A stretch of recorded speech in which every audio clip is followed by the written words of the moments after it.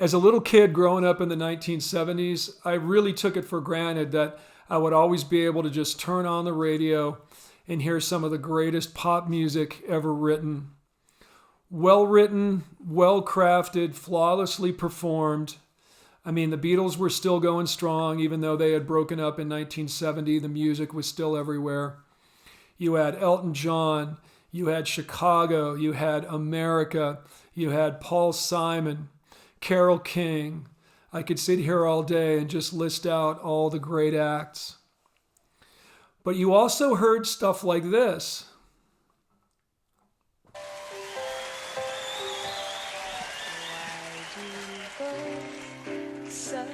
Now, of course, I always assumed I knew the Carpenters were a duo. I figured maybe Karen wrote the lyrics and her brother Richard wrote the music.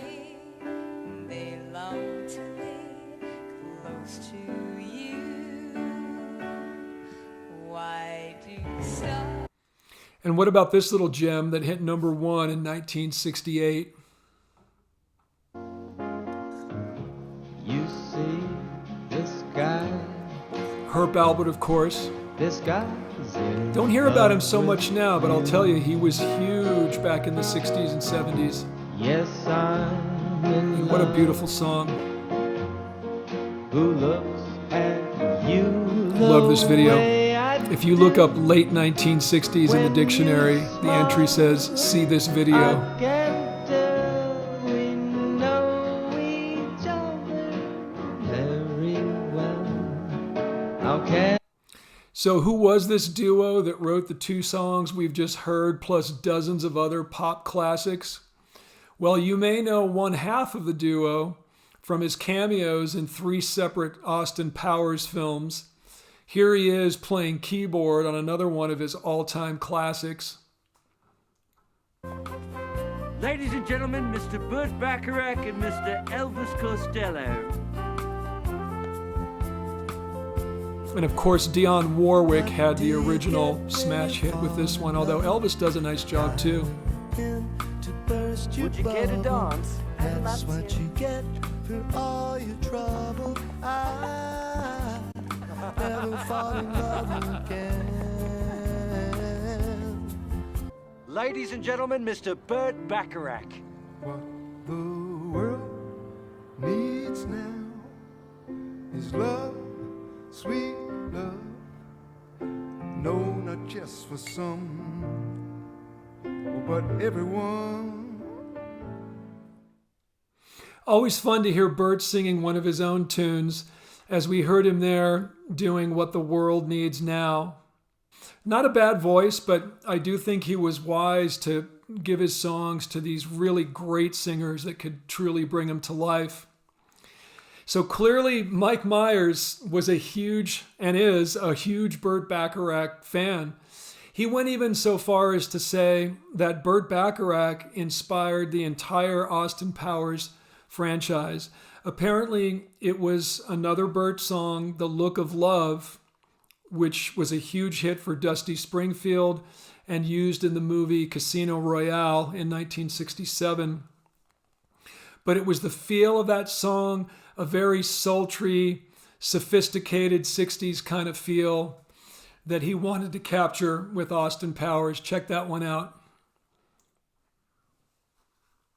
The look of love is in your eyes. The look Very Austin Powers feel, of your right? heart Love this vocal, so kind of smoky and sultry.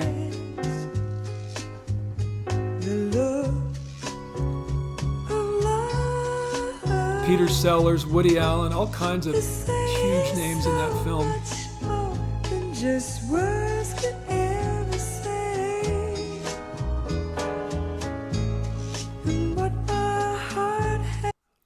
But we still haven't revealed the other half of our songwriting duo. Why don't we let Eric Idle and Michael Palin from Monty Python clue us in on that? Does that mean Selena Jones is a philosopher? Yeah, right, she could be. She sings about the meaning of life. Yeah, that's right. but I don't think she writes her own material. No. Oh, maybe Schopenhauer writes her material. No, Burt Bacharach writes it. But there's no S in Burt Bacharach. Or in Hal David. Who's Hal David? He writes the lyrics. Burt just writes the tunes. Only now he's married to Carol Bayer Sager. Oh, waiter.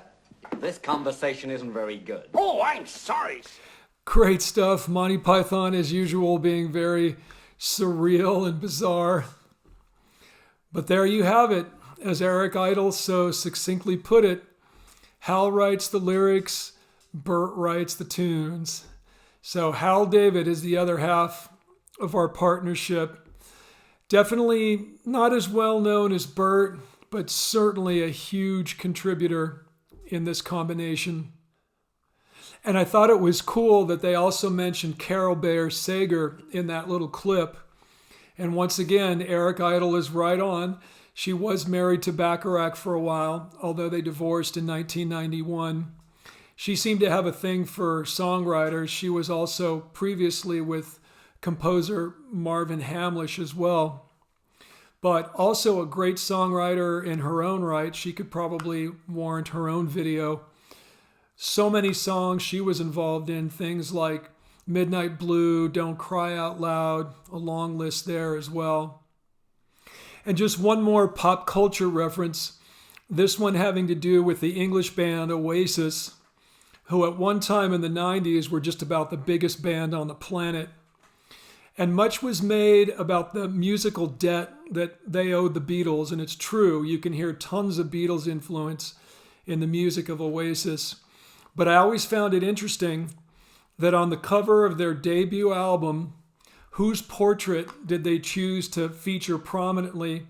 In the bottom left-hand corner, we see a rather large portrait of a young Burt Bacharach. It just cracked me up. What a funny thing to do on your debut album. But that seems to be the way it is. Mike Myers, Oasis, Monty Python, devotees of Burt and Hal really feel the need to trumpet it to the world. It's kind of funny, but cool. All right, so now that we know who we're talking about, and we've given some indication of the impact these two have had on pop music and on pop culture, I want to talk a little bit about some of the stylistic traits that might clue you into the fact that you're listening to a song by Burt Bacharach and Hal David. Remember, the whole point of this video is you've been listening to their music your whole life, you just didn't know it. Hard to tell with all these different artists involved. But there are some little things that can give it away. We're going to get into that right now, starting with some Burt Bacharach musical trademarks. Okay, first off, one of Burt Bacharach's musical tells is the use of the trumpet. Not an instrument that we usually associate with pop music, but it's all over these tunes. A few great examples, The Look of Love, which we heard earlier. This Guy's in Love with You, which we heard earlier. What about Say a Little Prayer, popularized by Dionne Warwick, another gem. And Raindrops Keep Falling on My Head, sung by B.J. Thomas, used in the movie Butch Cassidy and the Sundance Kid, another smash number one. Let's listen to what he does with the trumpet in that one. I'm never gonna stop the rain by complaining, because I'm free. Nothing's worrying me.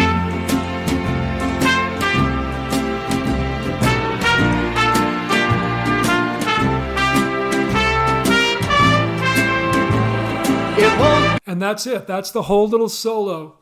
Very typical Burt trumpet part there. Very short, well-articulated phrases, very staccato, kind of restating the melody with maybe a few little variations here and there, and that's it. And another element that Bacharach loves to employ, he'll often tack a funky little coda on the end of a tune, which doesn't even really have much to do with the rest of the song, yet somehow fits in perfectly and really adds. We're about to hear Walk On By popularized by Dionne Warwick. And as you can probably tell by now, Dionne Warwick was really kind of Bert's go-to singer. Obviously, tons of artists have played these songs, but she seemed to get more than anyone else and often had the biggest hits. And I have a theory about this. I mean, I really feel her voice and style are perfect for this music. Great example, take a song like Say a Little Prayer. Warwick, as usual, had the big hit. Aretha Franklin also had a very popular version. It's killer, and maybe this is sacrilege, but I actually prefer Dionne's. Normally you'd think if Aretha Franklin takes on a song, that's probably going to be the definitive version. But I think with Bacharach, it's best if you just lay back, sing the tune, let the music and the melody speak for themselves. I love the Aretha version, but all of those blues embellishments, I feel, I just want to hear the Bert arrangement. I want to hear the Bert style. Just let it be. Now, I'm sure many will disagree with me on that, but that's my take anyway. So let's listen to Walk On By, another absolute banger. This is, again, the Dionne Warwick version. Walk on by. Hear the trumpet? Walk on by. It really is a favorite. Foolish pride, that's all that I have left. So let me See, she just sings the melody, nothing fancy. the sadness you gave me when you said goodbye. Love this part. Walk on by. Stop. Walk on by. Gonna have the coda here in a moment. Now you really gotta go, so walk on There it by. is. It always comes up before I expect it. Baby, leave you never see the tears I cry. The way she spits out that phrase, almost like she can't fit in the words. Little syncopation on the end of the phrase. So great. What a great way to end it. And finally, when talking about Bacharach, the sophistication. For pop music, the sophistication and complexity is off the charts. We're going to talk particularly about modulation. And a great example of that is One Less Bell to Answer. Beautiful track popularized by the Fifth Dimension. And there's a bridge section that comes. There are 3 modulations within about a minute or so. It's so cool. But the greatest thing about it is all of this complexity, but yet it just drifts by so smoothly. Any grandmother hearing it piped in the supermarket speakers can just groove on it, right? I love that. Complexity that doesn't call attention to itself. So let's listen to this thing. One less. Just a gut-wrenching vocal from Marilyn McCoo on this one. One less egg to fry. So the main tune is in D major. To pick We're going to hear the first modulation in a moment. I should be happy, but all I do is cry. What a great video. The Fifth Dimension on Soul Train. Should be happy. I only know that since Okay, here we go. my life's so empty. Though I try We call that an abrupt modulation. There was no preparation for that. Just boom, from D into E flat.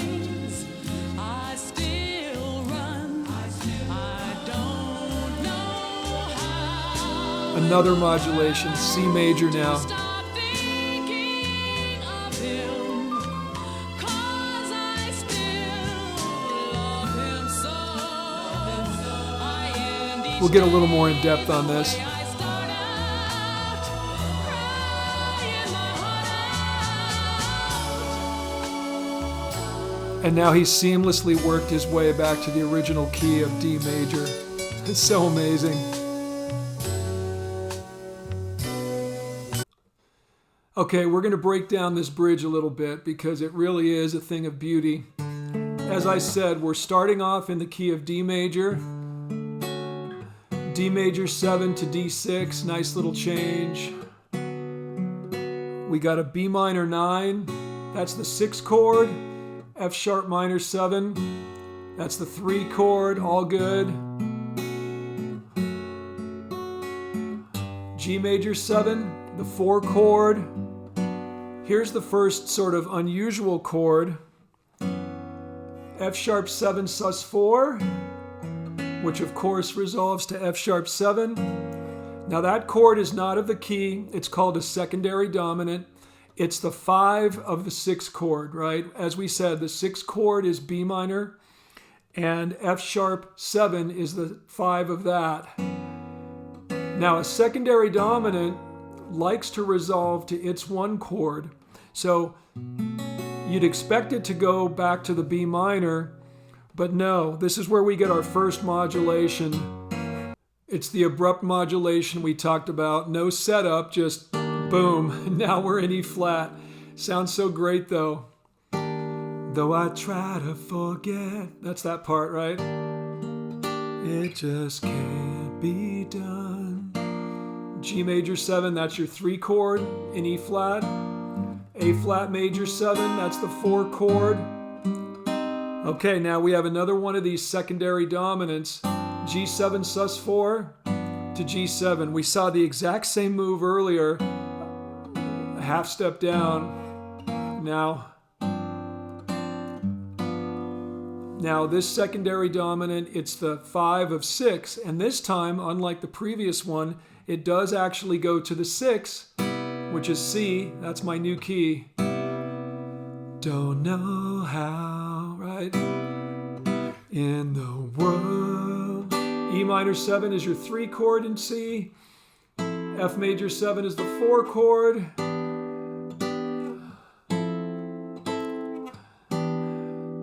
Love this one. B minor 7 with an E bass. Classic Bert chord. Tension. E7. That's an accidental chord. We expect E minor in the key of C as the 3 chord. But now he decides to go to the E minor chord, to the real 3 chord, E minor 9 actually. It's jazzier. To A13. Jazzy. And that's a little 2-5, which brings us back to our original key of D major. Beautiful. Sorry, I know I lost a bunch of you there, but that's Bert for you. It's just not run-of-the-mill stuff.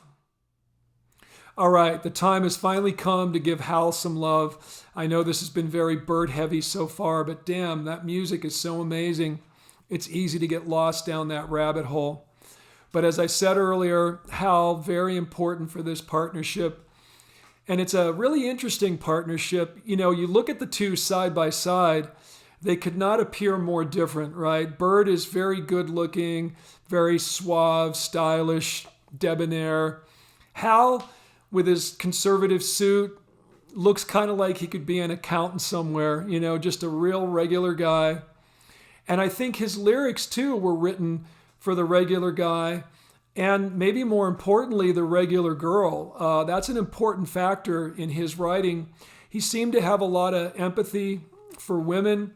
You think about songs like Say a Little Prayer, he can write from the female perspective. The moment I wake up, before I put on my makeup, I say a little prayer for you. Then you've got a tune like Wives and Lovers, an earlier tune from the 60s. Not very politically correct today, probably, but basically it's a sort of cautionary tale. Ladies, this is how you hold on to your man. We get the lines, day after day, there'll be girls at the office, and men will always be men. Don't send him off with your hair up in curlers. You may not see him again. Again, probably wouldn't be written today, but very cool and of the time.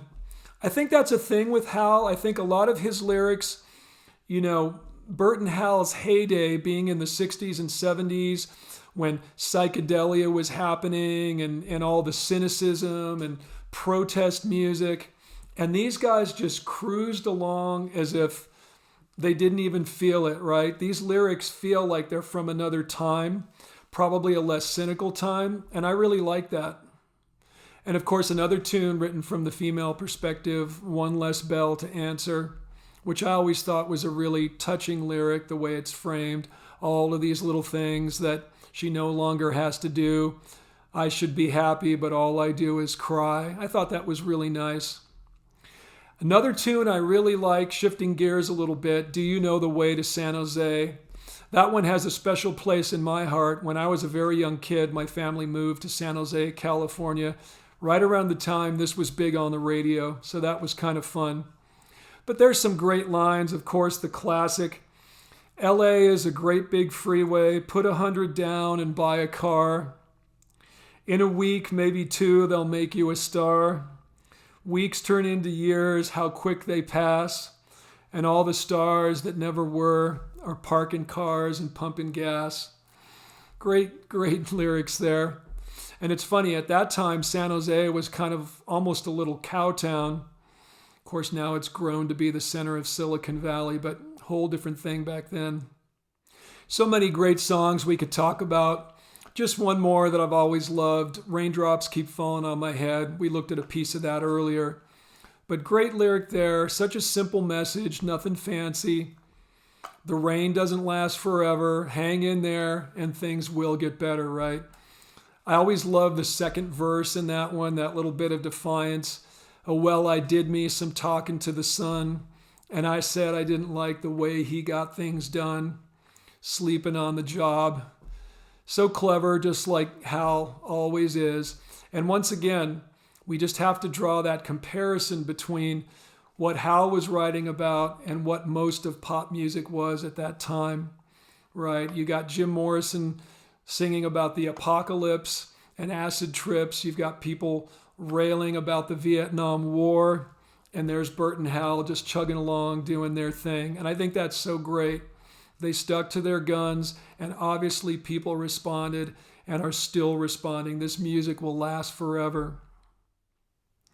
Bottom line, I guess you can throw me in there with Mike Myers, Monty Python, Oasis, and countless others as a card-carrying member of the Burt Bacharach and Hal David fan club.